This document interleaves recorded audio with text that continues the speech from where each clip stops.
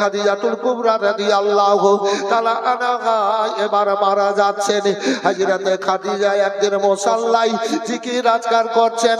মা ফাতেমা জান্নাতি খাতুন তিনার বেটি এবার তার পাশে এবার তাসবিহ করতে করতে এবার অজ্ঞান হয়ে পড়ে গেলেন। তখন নবীকে মিরাজ হয়নি, 5 ওয়াক্তের নামাজ তখন ছিল না, তখন রোজা ছিল না, যাকাত ছিল না, তখন জানাজার নামাজ ছিল না। ও বীরদের দোয়াকার ছিল হযরতে খাদিজাতুল কুবরা রাদিয়াল্লাহু তাআলা আনহা জিকির আজকার করতে জিকির করছিলেন। এবার অজ্ঞান হয়ে মুসাল্লায় পড়ে গেছেন। ফাতেমা মাকে জড়িয়ে নিলেন, মা মা বলে ডাক দিতে লাগলেন। খাদিজার যেন নিঃশ্বাস চলছে, কোনো যেন কথাবার্তা নাই। ফাতেমা আল্লাহর নবীর হুজরা খানায় গিয়ে বলেন, আব্বা হুজুর গো, ইয়া রাসূলুল্লাহ, আমার মা খাদিজা অজ্ঞান হয়ে মুসাল্লায় পড়ে গেছে গো আব্বা। কথাবার্তা বলে না আমার মা। আল্লাহর নবী গায়েবের সংবাদদাতা নবী আমার আস্তে আস্তে করে আসলেন। আসার পরে খাদিজার দিকে দেখছেন রাসূলুল্লাহ 2 চোখ মোবারক দিয়ে যেন রহমত ঝরতে লাগলো। নবী আমার কাঁদতে কাঁদতে বললেন, ও ফাতেমা, 1 গ্লাস পানি দাও। পানি আমার রাসূলুল্লাহ নিলেন, পানিতে দম করলেন সূরা ফাতিহার দম করে এবার বললেন, ফাতেমা তোমার মাকে ধরো। এবার মাকে ধরালে খাদিজাতুল কুবরা রাদিয়াল্লাহু তাআলা আনহা অজ্ঞান হয়ে রাসূলুল্লাহ দেখছেন, পানিতে দম করে খাদিজার চেহারায় ছিটালেন, চোখ খুলে গেল, চোখ দিয়ে পানি বইছে, থরথর করে কাঁপছে। খাদিজা বলো, তুমি অজ্ঞান কেন হয়েছিলে? ইয়া রাসূলুল্লাহ, নবী গো, যখন আমি আল্লাহর জিকির করি ভয়াবহ অন্ধকার কবরকে মনে মনে ভেবে, আমি যখন জিকির করি তো অন্ধকার কবরকে ভেবে ভেবে অন্ধকার কবরের চিন্তা করি আর আমি আল্লাহর জিকির করি। খাদিজা বলছেন, কেন খাদিজা? রাসূলুল্লাহ বলছেন, কেন খাদিজা? ইয়া রাসূলুল্লাহ, মানুষ যখন মরে এবং আমিও মরব, গোসল দাইয়ে কাফন পরিয়ে নিয়ে গিয়ে ওই কবরে সইয়ে দিয়ে তীর পাটাতন দিয়ে ঢেকে মাটি দিয়ে চাপা দিয়ে দেবে। ওই অন্ধকার কবরে কিয়ামত পর্যন্ত থাকতে হবে।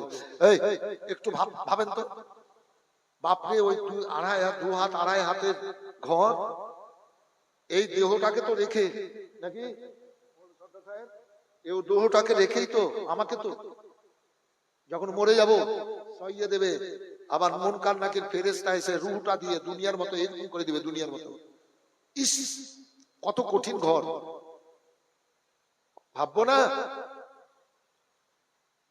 এবারের মতো ফিরে জানি জিবরাইল আলাইহিস সালাম বিনতি করিয়া কই আপনারে রে আসমান জামিল চেরা আপনার ভয়ে তে কাঁপিছি তর তর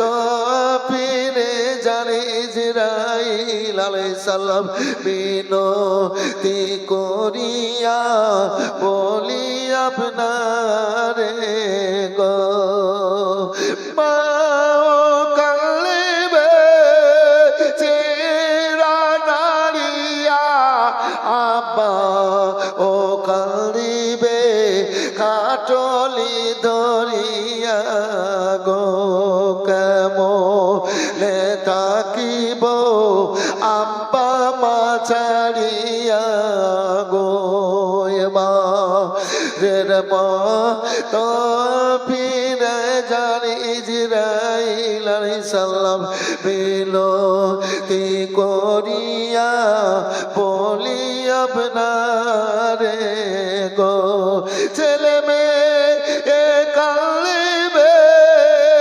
জমিনে লুটাইয়া ভাই বোন কান্দিবে চোখ ঝরাইয়া গো এবারের মতো ফিরে জানি জিরাইল সাল্লাম মিনতি করিয়া বলি আপনারে গো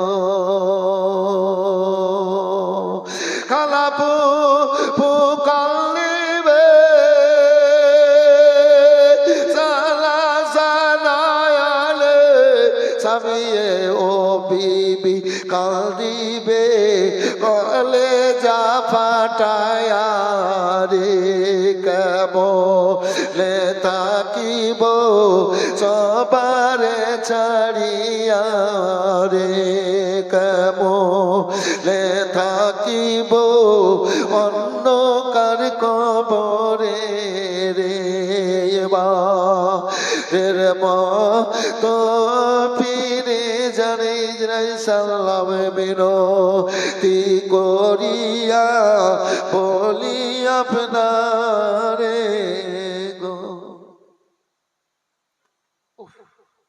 কবর এত কঠিন জায়গা বলো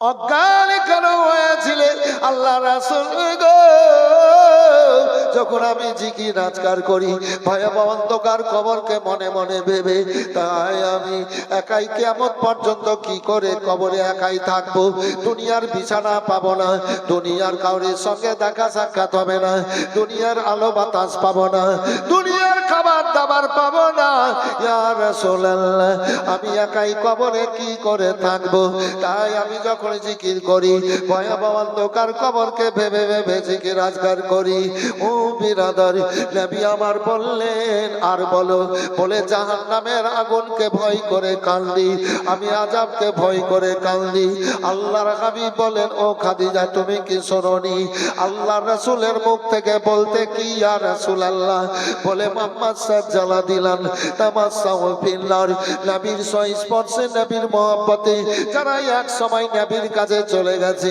আল্লাহু রাব্বুল আলামিন তাদের জন্য জাহান্নামের আগুন হারাম করে দিয়েছেন খাদিজা তুমি আমার সংস্পর্শে তো 25 বছর থাকলে বলো বলো তুমি কেন কাঁদছো ভয় পাচ্ছি গো আল্লাহর নবী তুমি আর কিছু বলছো বলে হ্যাঁ আমি যখন মরবো গো নতুন কাপড়ের কাফন পরিয়া আমাকে কবরে পাঠাবেন না ইয়া রাসূলুল্লাহ নতুন কাপড়ের কাপড় পরিয়ে মানুষকে কবরে পাঠাই আমাকে নতুন কাপড়ের কাপড় পরিয়ে কবরে পাঠাবেন না তোমাকে কোন কাপড়ের কাপড় দেব আল্লাহ রাসূল সাল্লাল্লাহু আলাইহি সাল্লাম বলেন বলো খাদিজা খাদিজাতুল কুবরা রাদিয়াল্লাহু তাআলা আনহা বলেন আল্লাহ রাসূল গো ওই ঘরে আপনার জুব্বা জামা মোবারক আপনার তহবর মোবারক আমি রেখেছি পুরাতন একেবারে পুরাতন আমি যখন মরব আমি যখন ইন্তেকাল করব গো আল্লাহর হাবিব তখন আমাকে আপনার ওই দেহ মোবারকের পুরাতন কাপড়ের কাফন পরিয়ে আমাকে কবরে পাঠাবেন আল্লাহর হাবিবের চোখ দিয়ে ঝরঝর করে পানি ঝরতে লাগলো খাদিজা তোমার ধন দিয়ে আল্লাহ ইসলামকে আগে দিকে গিয়েছে গরিব দুঃখীদের মুখে হাসি ফুটিয়েছে ও খাদিজা তোমার বাদশাহী তুমি ইসলামের জন্য কুরবানি করেছো আমাকে বুকে জড়িয়ে আমার কদম তলে বাদশাহী রাখার পর আঁচল দিয়ে ডেকে চোখের পানি মুছে খাদিজা তুমি আমার মাথায় বাদশাহী মানে বাদশাহী তাজ পরিয়েছিলে ও খাদিজা সারা দুনিয়ার মানুষ নতুন কাপড়ের কাপড় নিয়ে যাবে তুমি পুরাতন কাপড়ের কাপড় নিয়ে যাবা কেন শুনবি গো কবরকে বড় ভয় পাই আমার বিশ্বাস আপনার এই জুব্বা জামা তো কাফন মোবারক আমি যদি কবরে নিয়ে যেতে পারি, কাফন করে কবরে নিয়ে যেতে পারি, আল্লাহ রাব্বুল আলামিন কিয়ামত পর্যন্ত আমার কবরকে জান্নাতি ফুলে সাজিয়ে রাখবেন। বলেন সুবহানাল্লাহ। আমার কবরকে জান্নাতি মজবুতে বিছানায় ভরপুর করে রাখবেন নবী গো। আল্লাহর নবী বলেন, খাদিজা তোমার মন যখন এইরকম তাই দেওয়া হবে, আর বলো ইয়া রাসূলুল্লাহ, মেয়েদের বিয়ের দিন মায়ের আঁচল বড় মূল্যবান। আমার বেটি ফাতেমার বিয়ে হয়নি, ফাতেমার যেদিন বিয়ে হবে, যেখানে বিয়ে হোক না কেন, সেই দিন আমার আঁচলের জন্য কাঁদবে গো আল্লাহর হাবিব। আমার জান্নাতি কাতর বেটি ফাতেমা আমার আঁচলের জন্য কাঁদবে। আমি তো কবরে থাকবো, সেই দিন আমার ফাতেমাকে বুকে জড়িয়ে নিয়ে আপনি আপনার চাদর মোবারক দিয়ে চোখের পানি মুছে আমার ফাতেমাকে শ্বশুর বাড়ি পাঠাবেন।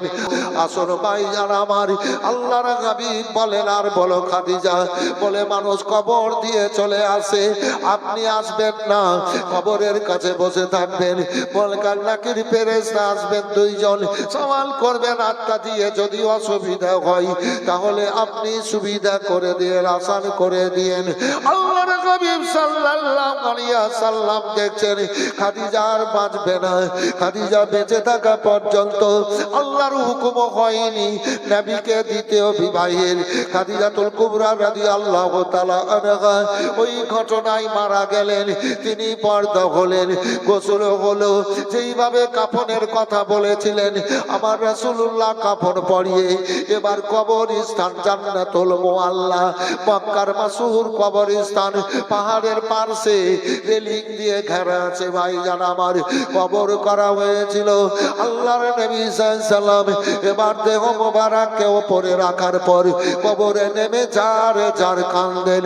আল্লাহর হাবিব আমার কবরে নেমে কাঁদলেন, এমন ভাবে কাঁদছেন চোখের পানিতে যেন কাপড়, বুকের কাপড় ভিজে যাচ্ছে। আল্লাহু আকবার, আল্লাহু আকবার। আমার আল্লাহ বলেন, হাবিব তুমি কেন এইভাবে কাঁদছো? কাঁদিও না হাবিব, তুমি কাঁদিও না। আল্লাহর হাবিব কাঁদেন, আল্লাহ গো আমি বাপ হারা মারা ছিলাম, খাদিজা বিয়ে করে বুকে লাগিয়ে সব ব্যথা বেদনা যন্ত্রণা দূর করেছিল। হে রাব্বুল আলামিন, আমার খাদিজা কবরে শুয়ে যাবে, আমাকে 25 বছর সুন্দর বিছানা বিছিয়ে আমার খাদিজা আমাকে সইয়েছে, আমাকে ঘুম দিয়েছে। আমার খাদিজা কবরে শুয়ে যাবে, তা আমি খাদিজার কবরে নিজের হাতে বিছানা বিছিয়ে দিয়ে শোয়াবো। আল্লাহ বললেন, জিবরাইল যাও জান্নাতে বিছানা দিয়ে যাও আমার হাবিবকে, খাদিজাকে জান্নাতি বিছানায় কবরে শোয়াবে। আমার রাসূলুল্লাহ বলেন, দাও দাও দাও। বিছানা পেয়ে গেলেন, বিছালেন, আমার খাদিজাকে দাও। খাদিজাতুল কুবরা রাদিয়াল্লাহু তাআলা আনহাকে এবার কবর মোবারকে শোইয়ে দিলেন। মাটি শোইয়ে দেওয়ার পর নবী আমার বলেন, খাদিজা দুনিয়ার নিয়ম অনুযায়ী তোমাকে রাখলাম, আবার পরক্ষণে তোমার সঙ্গে দেখা হবে। দফন হয়ে গেল ভাইজান আমার। আল্লাহর নবী সাল্লাল্লাহু আলাইহি সাল্লাম একাই এবার দিন যাপন করেন। মায়েতে 4 জন বেটি, এবার 2 জন বেটা দুটা পর্দা হয়ে গেছেন, আর একটা ছেলে ছিল আল্লাহর নবী ইব্রাহিম রাদিয়াল্লাহু তাআলা আনহু, অন্যর কাছ থেকে আসর ভাইজান আমার। আল্লাহর নবীর জন্য সাহাবীরা বলেন, ইয়া রাসূলুল্লাহ আপনি বিয়ে করুন। নবী বলছেন, আল্লাহর হুকুম হবে হবে। আল্লাহর হুকুম হয়ে গেল। আল্লাহর নবী সাল্লাল্লাহু আলাইহি সাল্লাম বিয়ে করবেন। সাউদা বলে একজন মেয়ে, বৃদ্ধা বয়স, আল্লাহু আকবার, আল্লাহু আকবার, তিনিও বিধবা। আল্লাহর হুকুম হলো, আল্লাহ বললেন, হাবিব তুমি সাউদা মেয়েটাকে বিবাহ করো। বিধবারা ইজ্জত সম্মান পায় না, মানুষ দেয় না, বিধবাকে বিয়ে করো। আবার বিধবাকে আমার রাসূলুল্লাহ বিয়ে করেছিলেন, দ্বিতীয় বিয়েও। আসুন ভাইজান আমার, আল্লাহর জিকির আজকার করেন, ভয়াবহ অন্ধকার কবরকে স্মরণ করেন, কবরস্থানের উন্নতি কল্পে জলসা মোবারক।